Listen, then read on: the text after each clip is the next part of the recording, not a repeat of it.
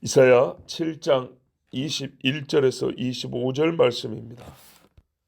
그날에는 사람이 한 어린 암소와 두 양을 기르리니 그것들이 내는 저지 많음으로 엉킨 젖을 먹을 것이라. 그 땅 가운데 남아있는 자는 엉킨 젖과 꿀을 먹으리라. 그날에는 천그루에 은 1,000개의 가치가 있는 포도나무가 있던 곳마다 찔레와 가시가 날 것이라. 온 땅에 찔레와 가시가 있으므로 화살과 활을 가지고 그리로 갈 것이요. 보습으로 갈던 모든 산에도 찔레와 가시 때문에 두려워서 그리로 가지 못할 것이요, 그 땅은 소를 풀어놓으며 양이 밟는 곳이 되리라. 아멘. 그날 아수르 왕이 오는 날에는요, 한 사람이 암소 한 마리하고 양 2마리를 기르는 날이 됩니다. 야, 이 정도 짐승 기르면 제법 살만한 거죠.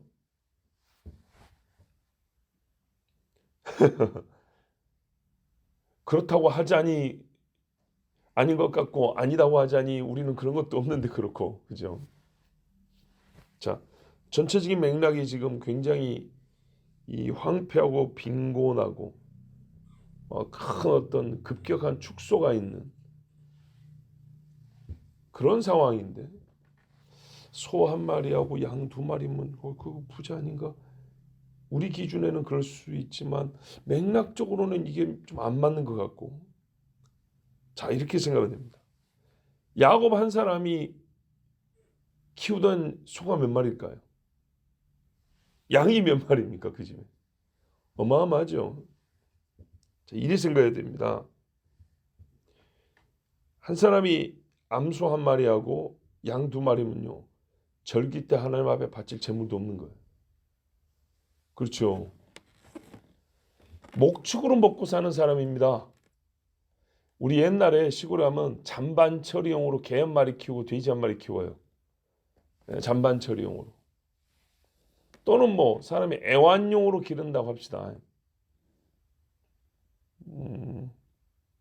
그것도 아니면 농사 지을 때 쟁기 끌라고 소 한 마리 키우는 집들이 있어요.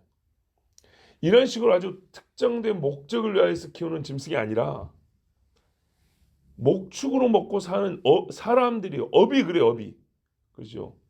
내 형제들이 뭐 하는 사람들이 하면, 목축하는 사람들입니다. 그래. 애굽 사람들은 목축하는 사람을 별로 그렇게 가치 있게 여기지 않으니까 따로 살려고 할 것이다. 그럼 고센 땅을 달라고 해라.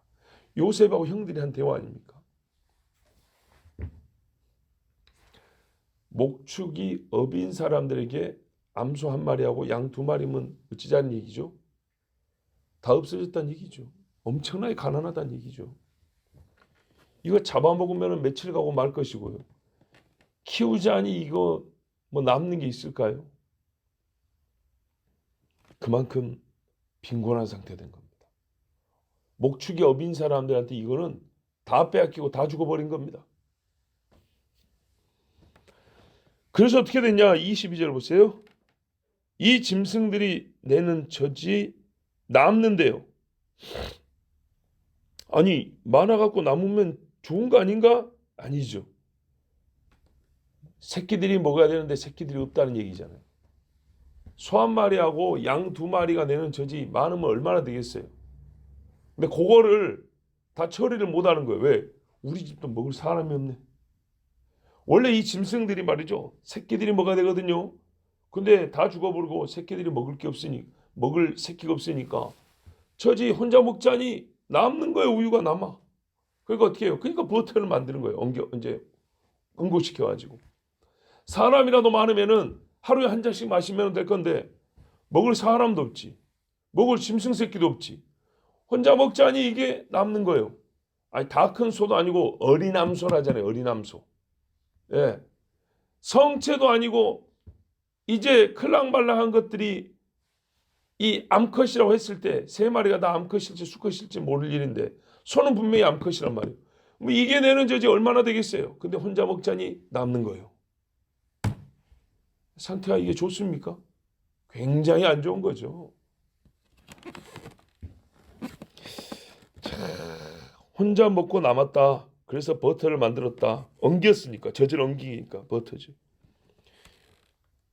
배는 부를 줄 모르지만 슬픈 배부름이죠. 나밖에 먹을 사람이 없네.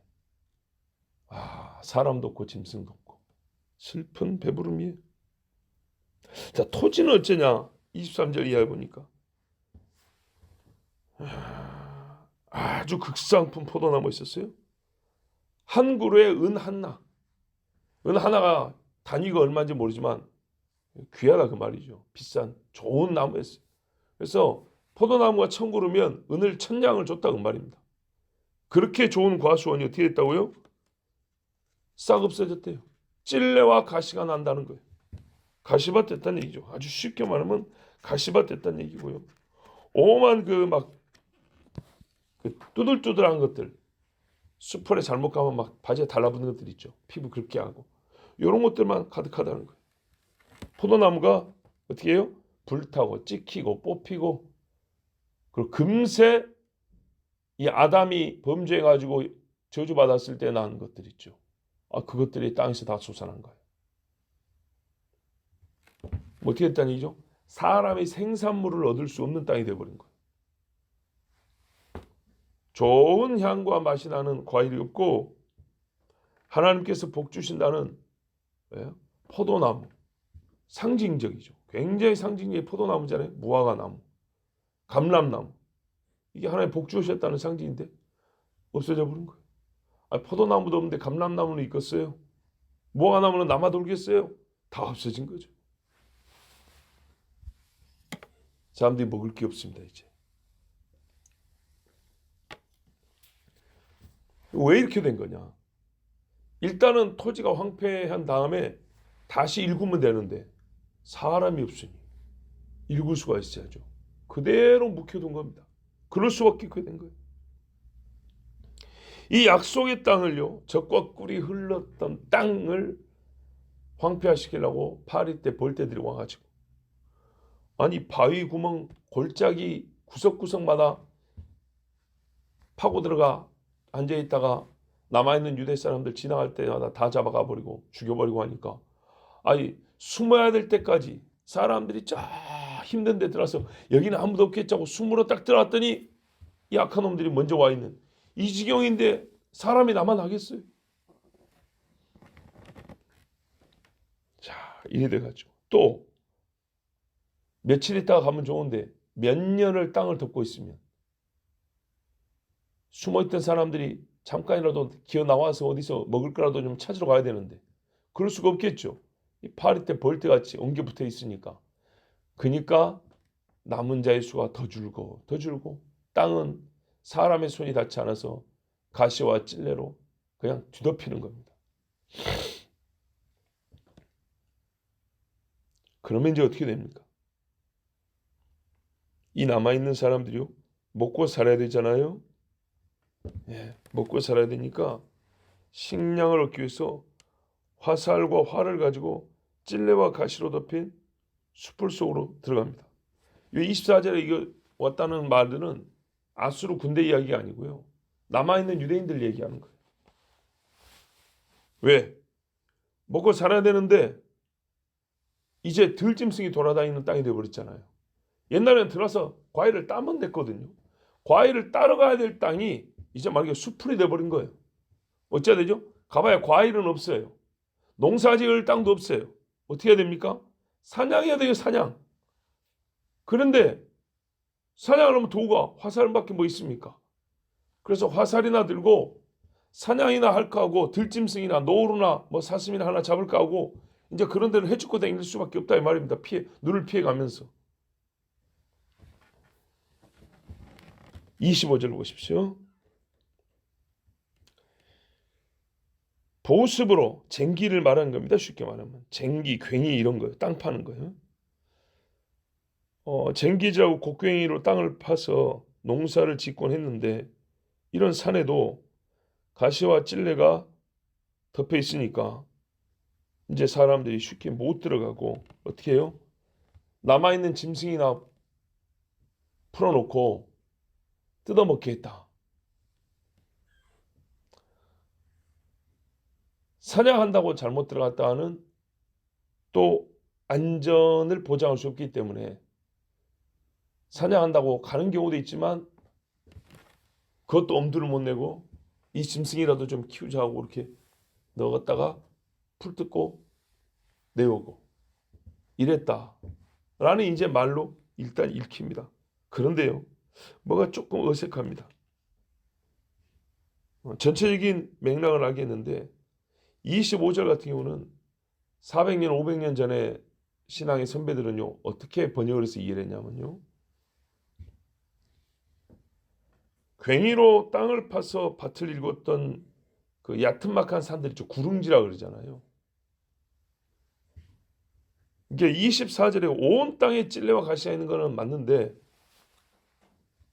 일부 구릉지대 같은 데는, 야트막한 데는 어떻게 했냐, 찔레와 가시의 두려움이 임하지 않아서, 옛날 번역은 어떻게 되냐면 괭이로 갈겨될 모든 산들에서는 찔레와 가시의 두려움이 거기로 오지 못하리니 그 땅은 소들을 놓으며 작은 가축이 밟는 곳이 되리라 하니라. 자, 그 땅에 소와 작은 짐승, 양 같은 것이 가서 먹는 땅이 되는데 왜 그러냐 했더니 찔레와 가시가 많아서 사람들은 못 들어가고, 이게 우리 번역이라면, 옛날 번역 어떻게 되냐면 이 야트막한 데는 찔레와 가시가 그렇게 많이 나지 않아서 짐승들을 보내서 뜯어먹게 할 수 있었다. 이런 번역이거든요. 저는요 뒤에 게 더 맞다고 봅니다. 왜 그러냐면요, 다시 설명을 해볼게요. 작은 밭에는, 그러니까는 온 천지에는요 기본적으로 전체적으로는 포도나무 있던 곳 잘 가꿔진 정원이잖아요. 과수원들이잖아요. 근데 이게 과수들이 싹 뽑히고 태워지고 없어버리고 찔레와 가시가 나가지고 들짐승들이 오고 가면서 똥 싸고 오줌 싸고 짝짓기 하고 막 울부짖고 난리라니까 그런 데는 사람들이 못 가요. 그런데 말이죠, 야트막한데, 우리 주거지역 옆에 있던 야트막한데 이런 데는 거기까지는 그렇게 찔레와 가시가 많이 뒤덮이지 않았어요. 그냥 일반 풀들이 좀 자라고 있다고요. 그러니까 어떻게 해요?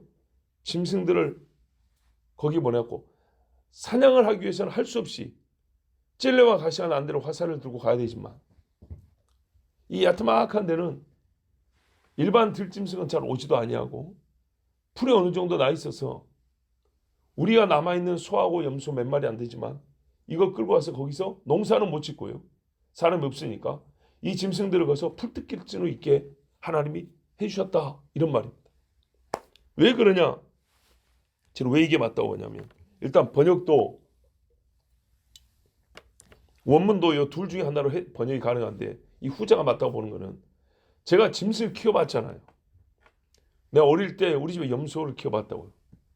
뭐 돼지, 개 이런 거 말고 가축으로 키우는 뭐 풀 뜯어먹는 소나 염소 같은 것들, 염소를 키워봤는데 또 소 키우는 집들을 많이 봤지만 이것들 가시 못 먹습니다. 가시 먹는 짐승이 아니에요.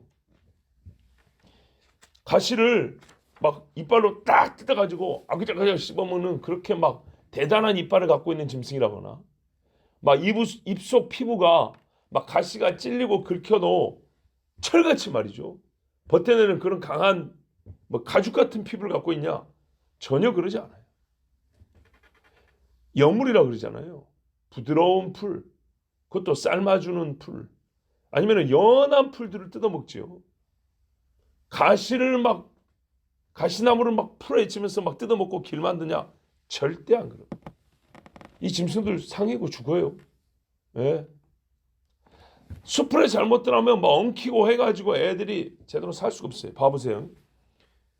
그 이삭을 거시기 밭으로 갔을 때도 순양이 한 마리 걸려 있었다 그랬죠. 예.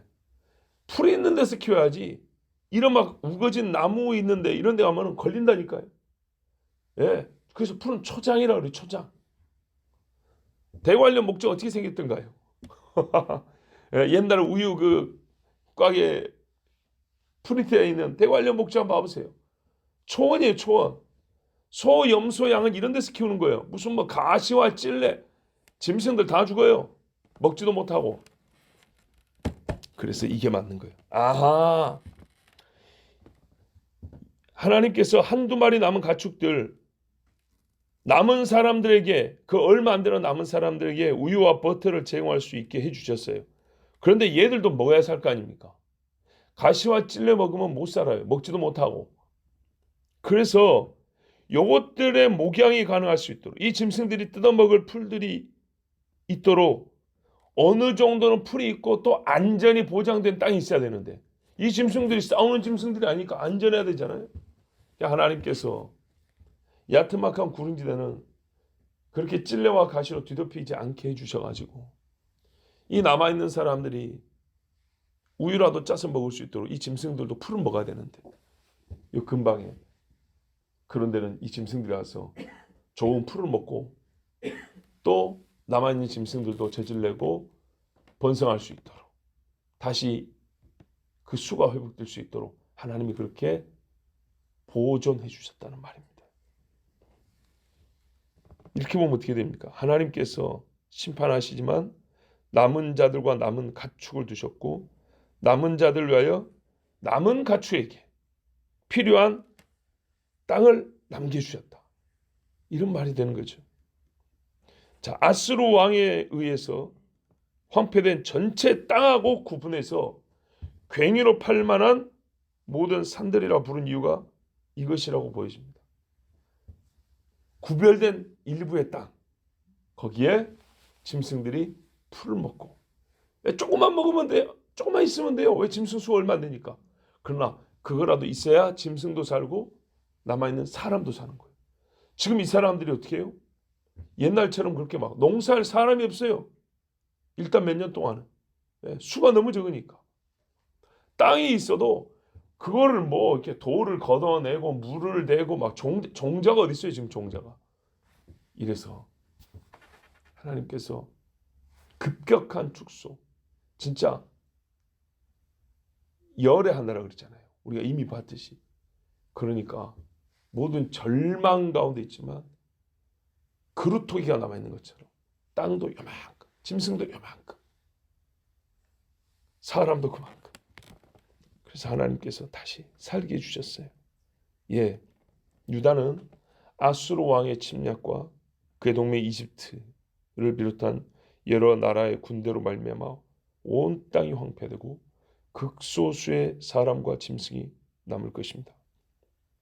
그러나 이날은 우리가 국가명으로 볼 때는 아수르의 침공의 때가 아니라고 했습니다. 왜냐? 국가 이름으로 아수르 때는 이 아하스 때와 그 다음에 히스기야 때인데, 아하스 때도 어떻게 했어요? 온 땅이 이 지경으로 황폐화된 적 없고, 히스기야 때는 오히려 하나님이 아수르 군대를 괴멸시킴으로 말미암아 성경에 보니까 그 다음에 있었던 일을 기록이 났는데, 아수르 18만 5천이 죽고 그 다음에 어떻게 되냐? 히스기야는 병이 들었는데 하나님이 또 고쳐주시고, 그때쯤에 히스기야는 부귀가 극에 달했어. 마음이 교만해졌다, 이렇게 돼 있어요. 또 그가 하나님 앞에 회개를 했더니 하나님이 15년 연장해 주셨죠. 그래서 그가 동시에 또 부와 귀를 얻었다, 이렇게 돼 있어요. 자, 일부만 읽어드리면 역대하 32장에 보면 히스기야가 부와 영광이 지극한지라 이에 은금과 보석과 향품과 방패와 온갖 보배로운 그릇들을 위하여 창고를 세우며 곡식과 새 포도주와 기름의 산물을 위하여 창고를 세우며 온갖 짐승의 외양간을 세우며 양떼의 우리를 갖추며 양떼와 많은 숫대를 위하여 성읍들을 세웠으니 이는 하나님이 그에게 재산을 심히 많이 주셨음이며, 이 히스기야가 또 기혼의 윗샘물을 막아 그 아래로부터 다윗성 서쪽으로 곧게 끌어들였으니 히스기야가 그의 모든 일에 형통하였더라. 아멘. 이게 남은 찌끄러기 몇 사람 있는 그런 상태가 아니잖아요. 짐승 몇 마리 남아있는 그런 게 아니죠. 그러니까 분명히 아수르 왕이 침공했는데 히스기야 때는 이렇게 부유하고 짐승들로 남아서 외양간 짓고 막 포도즙도 막 넘쳐나고 은금도 마셔 창고를 지어야 됐다는 거예요. 믿으니까 하나님이 이렇게 해준 거예요. 믿음이 있으니까. 그러니까 이 지금 이사야가 말한 때는 히스기야 때도 아니에요. 히스기야 때 아수르가 침공했는데 이 본문 같은 일은 벌어지지 않았어요. 그럼 어떻게 봐야 됩니까? 가깝게는 바벨론의 침략 때라든지 멀게는 종말에 있을 적그리스도와 그의 군대에 의해서 유다가 거의 쓸려 나가고 다 죽다시피 한 때를 가리킨다고 보아야 합니다. 왜? 누차 말씀드리지만 아수르 사람, 아수르 왕이라 불리는 이 사람은 국가명으로, 과거의 국가명으로 아수르 제국을 가리키는 것만이 아니라 그 이후에 영적인 성질이 같은 어마어마한 반이스라엘적인 반유대적인 즉 적그리스도적인 제국을 가리키기 때문에 우리가 그렇게 충분히 볼 수 있다는 겁니다. 자, 그렇지만 하나님의 약속은 무엇입니까? 그날에도 남은 자들은 하나님이 정말 남겨서 그 땅에 두시고 은혜를 베푸사 먹을 양식과 다 없고 먹을 거 없을 것 같지만 그래도 이렇게 짐승 몇 마리하고 땅 조그마고 해서 먹을 양식과 땅을 주셔서 유다로 하여금 이스라엘로 하여금 깨닫게 하는데 우리가 하나님을 거역한 죄로 말미암아 이렇게 망하게 되었구나를 깨닫고 동시에 그러나 선지자의 말과 같이 하나님이 다 버리지 아니하시고 우리 남은 자 정말 죽어 마땅하지만 긍휼을 베푸사 우리를 남겨두셔서 우리로 다시 이제는 아수르 왕의 날이 아니라 메시아의 날, 우리 주님의 날을 기다리게 하시는구나. 우리가 그 날에 얻을 구원과 회복을 바라보게 하시는구나. 할렐루야. 이 말씀이 그때의 유다인의 소망이 됩니다. 그래서 우리 주님도 뭐랍니까? 그때가 가까우면 너희 속량에 가까우니 고개를 들라 그러지 않았습니까?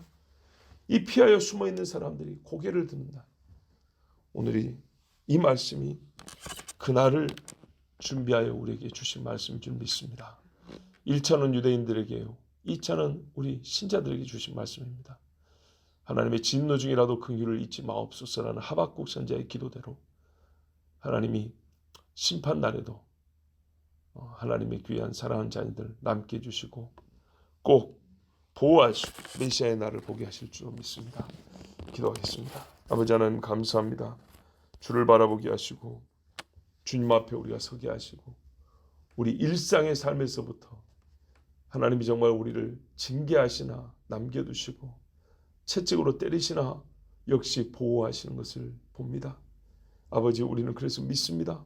오늘 이 말씀이 그날에도 아수르 왕이 공격하여 핍박하는 그날에도 그의 칼날을 붙잡으사 다 죽이지 못하게 하시고 그의 불을 끄사 다 태우지 못하게 하시고 남은 자와 남은 짐승과 남은 땅을 주셔서 메시아의 날 그리스도의 날을 바라보게 하실 줄로 믿습니다. 주여 저 이스라엘 땅에도 그리하옵시고 온 땅에는 하나님의 백성들이 있는 곳에도 그리하여 주시옵소서. 우리에게도 이 말씀 그대로 이루어 주시옵소서. 주 예수 그리스도의 이름으로 기도하옵나이다. 아멘.